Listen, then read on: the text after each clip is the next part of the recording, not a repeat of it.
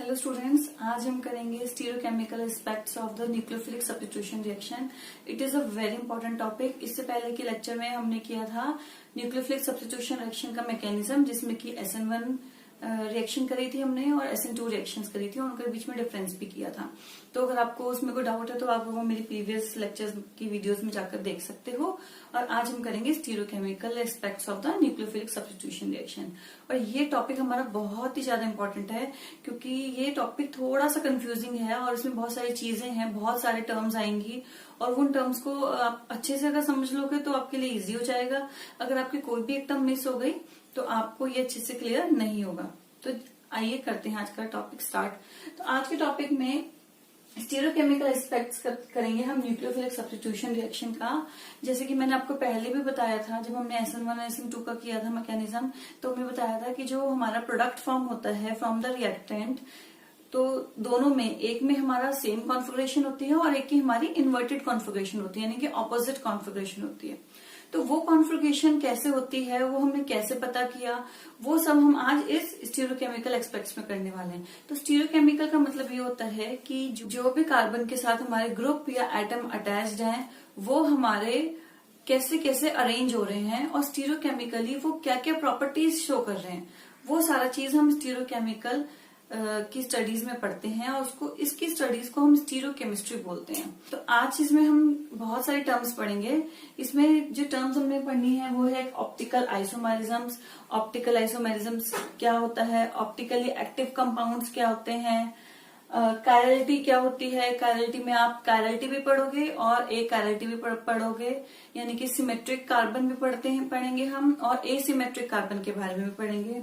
Next है हमारा plane polarised light, ये टॉपिक भी हमने कवर करना है। Enantiomers, retention, inversion, racemic mixtures and the meso compounds, ये सारे के सारे टॉपिक अपने आप में बहुत ज्यादा इंपॉर्टेंट हैं और सारे आपस में इंटररिलेटेड हैं। तो ऐसा नहीं कि मैं आपको बोलूं कि आप एक टॉपिक यहाँ पे मिस कर दो और बाकी आप कर लो तो आप इसको इजीली कर पाओगे। आपको सारे के सारे टॉपिक्स कवर करने होंगे। तो आज की इस वीडियो में हम अपना पूरा का पूरा ये टॉपिक कंप्लीट कर देंगे, तो इसलिए आपको इसको बहुत ज्यादा केयरफुली करना है। बच्चों, सबसे पहले हम पढ़ते हैं प्लेन पोलराइज्ड लाइट के बारे में। प्लेन पोलराइज्ड लाइट क्या है, आपने थोड़ा बहुत पढ़ा भी होगा, फिजिक्स में भी पढ़ा होगा और थोड़ा सा शायद आपको आइडिया भी हो, लेकिन मैं आपको बताती हूँ कि प्लेन पोलराइज्ड लाइट क्या है। कि जैसे कि अगर हम किसी लाइट की बात करें, अगर मैं सिंपल बात करूं कि हमारे पास कोई बल्ब है और वो बल्ब हमारा किसी रूम में हमने ऑन किया हुआ है, तो जब हम उस बल्ब को ब्लो करते हैं तो हमारे पूरे रूम में लाइट स्प्रेड हो जाती है, ऐसा ही होता है। लेकिन प्लेन पोलराइज्ड लाइट का मतलब ये होता है कि कोई भी ऐसी लाइट हम एक प्लेन में जब मूव करवाते हैं तो वो होती है हमारी प्लेन पोलराइज्ड लाइट। और वो कैसे मूव करेगी, अब मैं बोलूं कि मैंने बल्ब तो अपने रूम में लगाया हुआ है और जब मैंने उसको ऑन किया तो वो तो पूरे रूम में ही लाइट को स्प्रेड करेगा। तो उसके लिए एक निकोल प्रिज्म आता है और वो निकोल प्रिज्म का मेन पर्पज यही होता है कि जब उसके अंदर पास करवाएंगे तो वो लाइट को एक ही डायरेक्शन में मूव करा देगा। इसको हम प्लेन पोलराइज्ड लाइट बोलते हैं। इसका अगर हम डायग्राम बना के देखें कि suppose we have a light in all direction, तो मैं बात करूंगी कि ये मैंने यहाँ पर एक लैंप लगाया है, ठीक है, या फिर लाइट सोर्स, आप कुछ भी लिख सकते हो।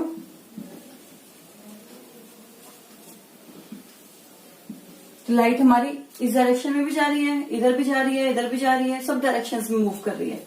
अब मैंने यहाँ पर लगा दिया एक निकोल प्रिज्म, ठीक है, ये ग्लास का बना होता है, इसको हम लिख देंगे यहाँ पर निकोल प्रिज्म। तो जब इस निकोल प्रिज्म से ये लाइट मूव करी तो ये लाइट यहाँ पर हमारी जब बाहर निकलेगी तो ये हो जाएगी इन द सिंगल डायरेक्शन, यानी कि ये अब इस डायरेक्शन में है। और इसको आइडेंटिफाई करने के लिए हम ऐसे नहीं कि हम खुद ही बोले कि हाँ ये किसी भी सोल्यूशन में से या कहीं से भी पास करा दें और हम बोले कि ये प्लेन पोलराइज्ड लाइट है, ऐसा नहीं होता। इसके लिए एक इंस्ट्रूमेंट हम यूज करते हैं जिसका नाम होता है पोलैरिमीटर, जो कि आइडेंटिफाई करता है कि जो हमारी प्लेन पोलराइज्ड लाइट है वो किस प्लेन में मूव कर रही है। तो अब ये तो बात हो गई कि वो एक प्लेन में मूव करेगी, और लेकिन अब कौन सी डायरेक्शन में मूव करेगी, इसके भी यहाँ पर 2 पार्ट्स में इसको डिवाइड करते हैं हम। तो अगर मैं बोलूं कि जो हमारी लाइट है ये हमारी राइट साइड में मूव कर रही है, राइट साइड, या फिर हम बोलें इसको क्लॉकवाइज, तो इसको हम बोलते हैं डेक्स्ट्रो, यानी कि जो हमारा कंपाउंड है वो हमारा डेक्स्ट्रो रोटेटरी होगा। Dextro we use for the right side, तो इसको डेक्स्ट्रो रोटेटरी बोल देते हैं।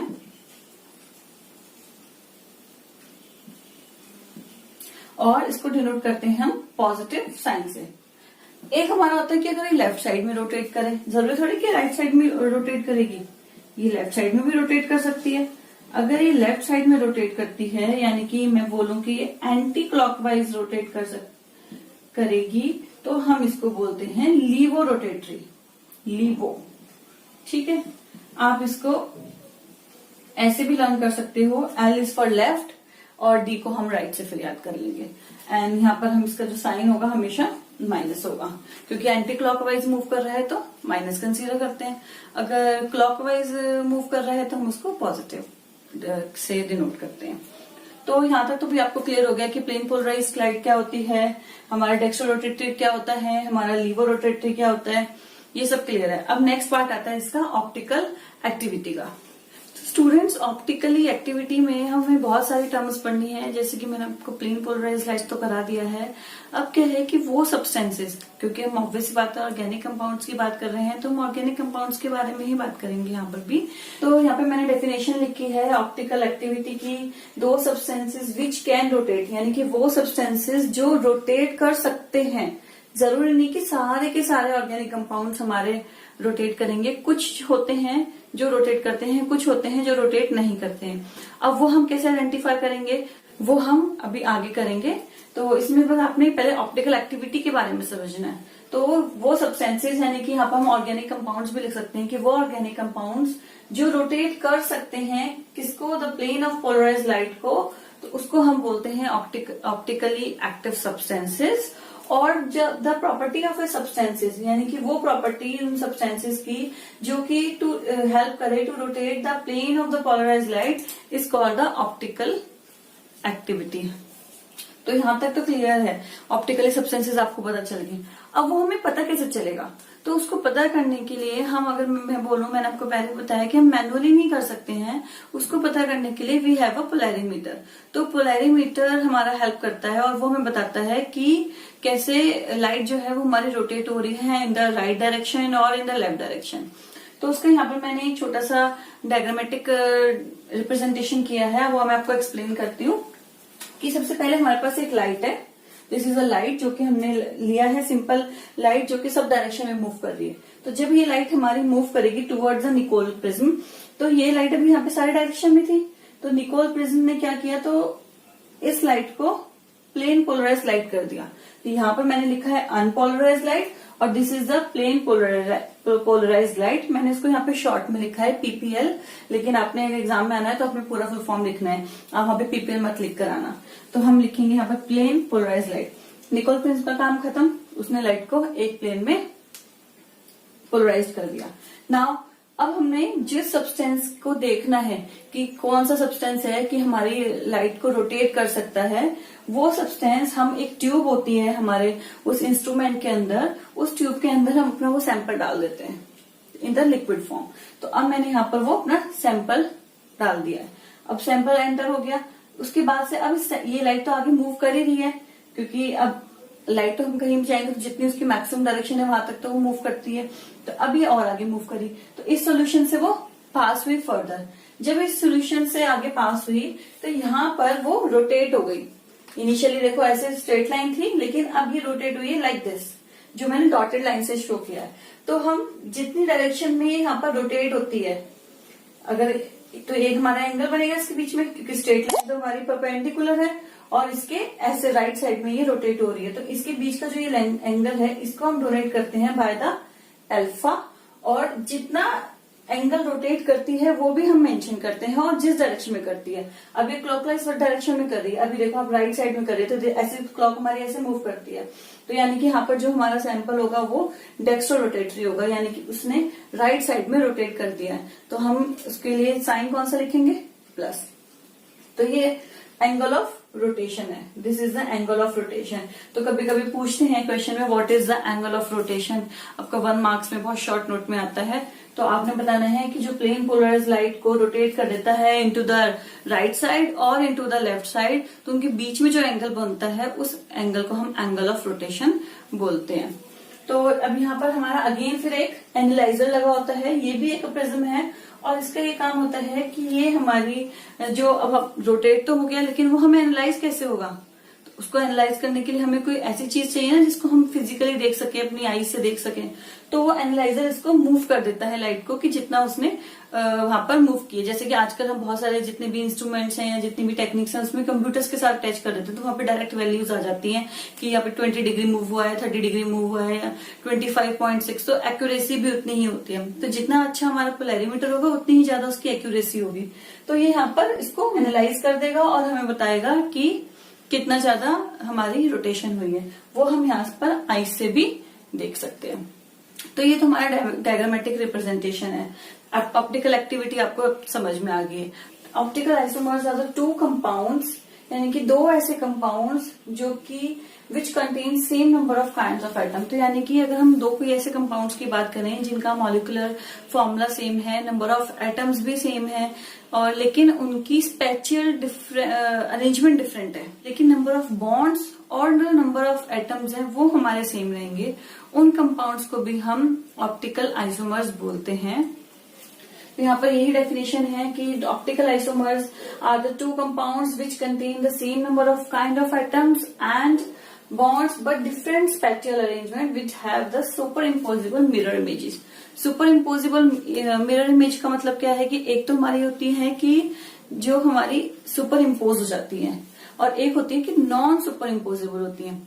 एग्जाम्पल, अगर मैं आपको बोलूं कि आप मिरर के आगे खड़े हो और आपके पास एक बॉल है, तो वो बॉल भी आपको डायरेक्ट सेम ही दिखेगी मिरर के अंदर, या फिर कोई हम स्फेयर ले लें या फिर हम कोई बटन ले लें, ये सारे हम अगर मिरर के अंदर देखते हैं तो हमें सेम दिखते हैं। तो ये हमारी सुपर इम्पोजेबल इमेजेस होती हैं। लेकिन अगर मैं नॉन सुपर इम्पोजेबल इमेजेस की बात करूं, तो सपोज हमारा हैंड है, अगर मेरा ये हैंड ऐसे है और इसके ऊपर मैं दूसरा हैंड ऐसे रखूं, तो is they are superimposable? No, क्योंकि अभी देखो एक मेरा थंब इधर है और एक इधर है, तो ये हमारा देखने में तो आइडेंटिकल है, देखने में तो हमें सेम ही लग रहा है कि दोनों हमारे सेम है हैंड, लेकिन जब हम इनको सुपर इम्पोज करते हैं तो ये हमारे एक दूसरे के ऊपर सुपर इम्पोज नहीं होते हैं। तो ऐसे कंपाउंड्स जो कि हमारे देखने में तो सेम होंगे, उनका नंबर ऑफ कार्बन एटम्स या number of molecular formula same होगा, लेकिन उनकी जो अरेंजमेंट्स होंगी वो डिफरेंट होंगी। तो ऐसे कंपाउंड्स हमारे ऑप्टिकल आइसोमर्स होते हैं। तो मैंने यहाँ पे एक एग्जाम्पल लिखा है, उस एग्जाम्पल में आप देखो कि एक ऐसा कार्बन है जिस कार्बन पे हमारा मिथाइल ग्रुप भी है, यहाँ पर हमारा COH भी है और यहाँ पे हमारा NH2 भी है। हम जब मिरर इमेज इसकी फॉर्म करते हैं तो मिरर इमेज में क्या होगा कि इसका ऑपोजिट हो जाएगा, ये NH2 हमारा इधर आ गया, H एज इट इज ही रहेगा क्योंकि वो तो ऊपर है, और जो ये हमारा वेजेस वाला है ये बॉन्ड हमारा, सॉरी मैंने लिखा नहीं है, ये हमारा यहाँ आ गया, और जो COH था पहले इधर था और अब ये इधर शिफ्ट हो गया। तो ये हमारी मिरर इमेज फॉर्म हुई है, और ये है हमारा स्ट्रक्चर एलानिन का, जिसको हम डी एलानिन बोलते हैं। This is a D alanine, और ये हमारा एल एलानिन है। ये दोनों हमारी नॉन सुपर इम्पोजेबल इमेजेस है, और नॉन सुपर इम्पोजेबल इमेजेस होने का रीजन क्या है कि जो ये हमारा कार्बन है ये हमारा यहाँ पर एज अ कायरल कार्बन है। कायरल कार्बन मतलब एसिमेट्रिक कार्बन। ये चीज आपने बहुत ध्यान से सुननी है, इसमें बहुत ज्यादा कंफ्यूजन हो जाती है। एक हमारे वर्ड होता है कायरलिटी, एक होता है अकायरलिटी, एक होता है सिमेट्रिक, एक होता है एसिमेट्रिक। ये सब सेम है, कायरलिटी सेम है, एसिमेट्रिक सेम है, स्टीरियो सेंटर सेम है, ये सारे हमारे सेम है। इन तीनों का क्या मतलब होता है? इनका मतलब ये होता है कि एक ऐसा कार्बन जो कि हमारे 4 डिफरेंट एटम या ग्रुप के साथ अटैच्ड होगा, तो वो हमारा एसिमेट्रिक होगा। एसिमेट्रिक हम और सिमेट्रिक को हम कैसे आइडेंटिफाई करते हैं कि अगर कोई भी हमारे पास कंपाउंड है, उसको मैं किसी भी डायरेक्शन में कट करूं, या तो ऐसे परपेंडिकुलर करूं या हॉरिजॉन्टल करूं या किसी भी और डायरेक्शन में कट करूं, तो वो 2 इक्वल पार्ट्स में हमारा डिवाइड होना चाहिए। तो अगर वो 2 इक्वल पार्ट्स में हमारा डिवाइड हो रहा है आफ्टर द कट, तो हमारा वो होगा सिमेट्रिकल कार्बन या सिमेट्रिकल कंपाउंड। लेकिन अगर हमारा वो कट करने के बाद सिमेट्री नहीं फॉर्म कर रहा है, तो वो हमारा होता है एसिमेट्रिक। तो ऑब्वियसली बात है कि जो कार्बन के साथ डिफरेंट हमारे ग्रुप्स लगे होंगे या आइटम्स लगे होंगे, उस कार्बन को हम कहीं से मैं कट करूं। अब मैं इसको बोलूं कि मैं इसको ऐसे कट करती हूँ, तो भी ऊपर वाला पार्ट नीचे वाले के इक्वल नहीं है। इस डायरेक्शन में करें तो भी नहीं है, इस डायरेक्शन में करें तो भी नहीं है। किसी भी डायरेक्शन में आप इसको कट करके देखोगे तो यहाँ पर सिमेट्री नहीं आएगी। तो इसलिए ये हमारा हो गया एसिमेट्रिक। और जितने भी हमारे एसिमेट्रिक कार्बन्स होते हैं वो हमारे शो करते हैं कायरलिटी। तो कायरलिटी भी आपको क्लियर है कि वो आपने वो ध्यान रखना है कि वो कार्बन जो 4 डिफरेंट ग्रुप के साथ अटैच्ड होगा वो हमारा कायरल कार्बन होगा। और उसको हम स्टीरियो सेंटर भी बोल देते हैं। स्टीरियो सेंटर इसलिए क्योंकि यहाँ से ही हमारी स्टीरियो केमिस्ट्री की पता चलता है कि स्टीरियो केमिस्ट्री शो कर रहा है ये कार्बन, तो इसलिए इसको हम स्टीरियो सेंटर बोलते हैं। तो ये सारी आपको टर्म्स यहाँ पर क्लियर है। मिरर इमेजेस के बारे में भी पता चल गया है आपको। अब ये वाली मिरर इमेज और ये वाली इमेज आपने देख लिया है। इस मिरर इमेज की अगर मैं बात करूं कि इसको मैं एज इट इज उठा के यहाँ पर इसके ऊपर रख दूं, तो इज इट सुपर इम्पोसिबल?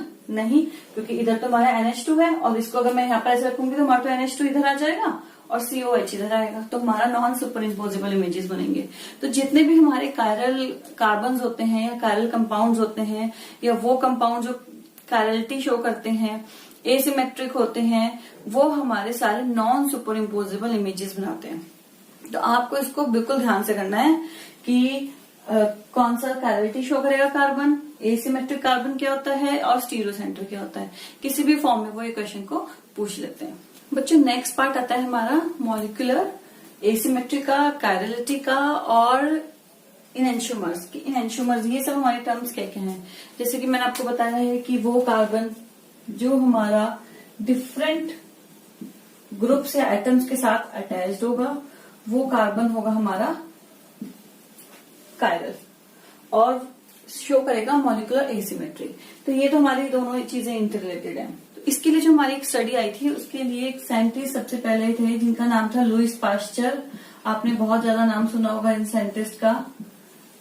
इन्होंने 1848 ईयर में डिस्कवर किया था। इन्होंने देखा कि एक हमारी कंपाउंड है सोडियम अमोनियम टार्ट्रेट,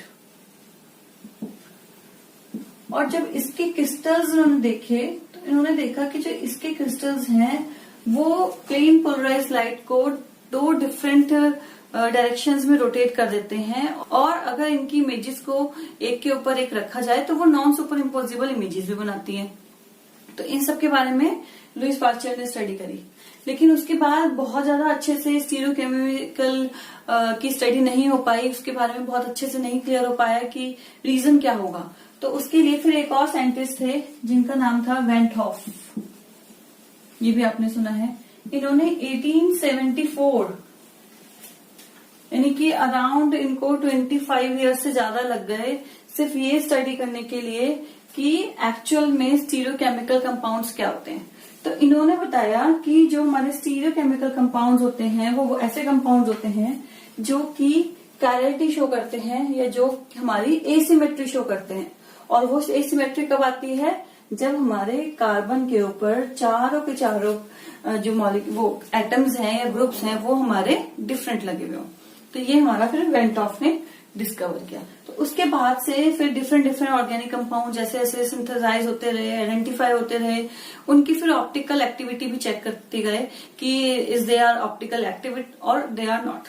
बच्चों मैंने यहाँ पे एग्जाम्पल लिया है एक और, जिससे कि आपको थोड़ा सा और इजीली समझ में आ सके। तो यहाँ पर एक एग्जाम्पल है जिसका नाम हम क्या लिखेंगे, एक कंपाउंड लिया है, इसकी नंबरिंग यहाँ से शुरू करें 1 2 3 एंड 4। तो ये है हमारा ब्यूटेन 2 ओल, ठीक है। अगर मैं इसका नॉर्मल स्ट्रक्चर बनाऊं तो ऐसे बनेगा CH3 CH2 CH and CH3 हमारा OH। ठीक है, तो ये हमारा ब्यूटेन 2 का हमने स्ट्रक्चर बनाया है। और अब आपने देखा है कि जो यहाँ पर कार्बन है ये हमारा कायरल कार्बन है, यानी कि इसके चारों के चारों हमारे जो ग्रुप्स लगे हुए हैं, एटम्स लगे हुए हैं, वो हमारे डिफरेंट लगे हुए हैं। इधर हमारा CH3 है, C2H5 है, ये H है एंड ये OH है। तो जब हम इसकी मिरर इमेज फॉर्म करते हैं तो मिरर इमेज में क्या होता है कि OH ये तो हमारा ऐसा मिरर बनेगा और ये C2H5 वेजेस इधर चला जाएगा, H बॉन्ड इधर, एंड हमारा जो टूवर्ड्स आइड नहीं है, बिलो द लेवल है, वो हमारे यहाँ पहुंच जाएगा। तो ये तो हमारी हो गई इसकी मिरर इमेज। अब मिरर इमेज के लिए हम इसको अगेन रोटेट करेंगे इनटू द 180 डिग्री, क्योंकि अब हमें देखना है कि मिरर इमेज फॉर्म करने के बाद अगर हम उस कंपाउंड को रोटेट करते हैं इन डिफरेंट फॉर्म्स तो वो हमारा कंपाउंड सुपर इम्पोजेबल होता है कि नहीं होता। अगर रोटेट करने के बाद वो नॉन सुपर इम्पोजेबल है तो इसका मतलब वो हमारा कायरल कार्बन है। तो यहाँ पे क्या हुआ कि जब मैंने इसको 180 डिग्री रोटेट किया तो अब मैं इसको उठा के एज इट इज इसके ऊपर रखूंगी, और जैसे मैंने इसको उसके ऊपर रखा देखा कि ये तो इसके ऊपर नॉन सुपर इम्पोजेबल है, तो इसका मतलब ये हमारा कंपाउंड कायरलिटी शो करेगा, ये कंपाउंड हमारा एसिमेट्रिकल है। ठीक, तो यहाँ तक अभी आपको सारा आई होप कि क्लियर हो गया होगा। अब नेक्स्ट पार्ट हम करते हैं इनएंशियोमर्स। इनएंशियोमर्स हमारे वो होते हैं कि जो ऐसे कंपाउंड जो मिरर इमेजेस फॉर्म करें लेकिन एक दूसरे के ऊपर नॉन सुपर इम्पोजिबल हो, वो हमारे इनएंशियोमर्स कहलाते हैं, और उनको हम ऑप्टिकल आइसोमर्स भी बोलते हैं। जैसे कि हमने पढ़ा है कि कोई एक कंपाउंड है और उसकी इमेज फॉर्म कर रहा है, वो नॉन सुपर इम्पोजिबल है, तो जो दो ये ऑप्टिकल आइसोमर्स बनेंगे या दो से ज्यादा जितने भी बनेंगे वो हमारे कहलाते हैं इनएंशियोमर्स। यहाँ पर मैंने एग्जांपल लिखा है, डेफिनेशन भी लिखी है, optical isomers which are non super imposable mirror images are called as enantiomers. यहाँ पे एक हमने एग्जाम्पल लिया है, ये है हमारा ब्रोमोक्लोरो आइडोमिथेन का। इसमें क्या है कि एक हमारा क्लोरीन अटैच्ड है, एक ब्रोमीन, एक हमारा हाइड्रोजन और एक आयोडीन। इसकी जब हमने मिरर इमेज फॉर्म की तो ये फॉर्म हुई, और अब इस मिरर इमेज को एज इट इज उठा के मैं इसके ऊपर रखूंगी तो वो हम देखेंगे कि ये हमारी नॉन सुपर इम्पोजेबल है, और नॉन सुपर इम्पोजेबल है तो इसका मतलब क्या हुआ, ये हमारे ऑप्टिकल एक्टिविटी शो कर रहे हैं। ये कार्बन हमारा कायरल कार्बन है, एसिमेट्री भी शो कर रहा है, और फॉर्म करेगा हमारे ऑप्टिकल आइसोमर्स। और ऑप्टिकल आइसोमर्स क्या करते हैं, लाइट को रोटेट कर देते हैं, प्लेन पोलराइज लाइट को रोटेट कर देते हैं। तो ये सारी चीजें हमारी अब इंटरकनेक्टेड हो गई है। इसी में एक और टर्म आती है डायस्टीरियोमर्स की। डायस्टीरियोमर्स में क्या होता है कि हमारे जो ऑप्टिकल आइसोमर्स फॉर्म होते हैं, कुछ तो होते हैं कि जो एक दूसरे की मिरर इमेजेस होती हैं, और कुछ होते हैं कि जो एक दूसरे की मिरर इमेजेस नहीं होते हैं। कैसे, जैसे कि मैंने यहाँ पे एक एग्जाम्पल लिया है, इसका अगर हम नाम लिखें तो क्या होगा, यहाँ से हम करेंगे 1 2 3, तो इट इज 2,3 डाइक्लोरो पेंटेन, ये ना होगा, क्योंकि वी हैव 1 2 3 4 एंड 5 कार्बन, और 2 कार्बन पे हमारे क्लोरीन लगा हुआ है, तो दिस इज 2,3 डाइक्लोरोपेंटेन। अब मैंने यहाँ पर 4 स्ट्रक्चर्स बनाए हैं। वो कैसे कि एक बार तो क्या किया कि जब 2 कार्बन पर क्लोरीन थे उनको मैंने अपोजिट डायरेक्शन में अटैच किया है, और एक स्ट्रक्चर में मैंने उनको सेम डायरेक्शन में अटैच किया है। यहाँ पर हमारा अपोजिट साइड में है क्लोरीन, और यहाँ पर हमारा ये सेम साइड में अटैच है। ये देखो सेम है राइट साइड में, यहाँ पर एक राइट है और एक लेफ्ट है।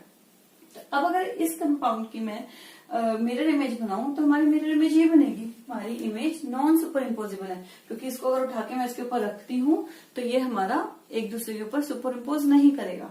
तो यानी कि 1 और जो 2 है, अगर मैं यहाँ पे लिखूं 1 एंड 2, तो हमारे क्या हुए, ऑप्टिकल आइसोमर्स तो सारे ही है, इनएंशियोमर्स हो गए।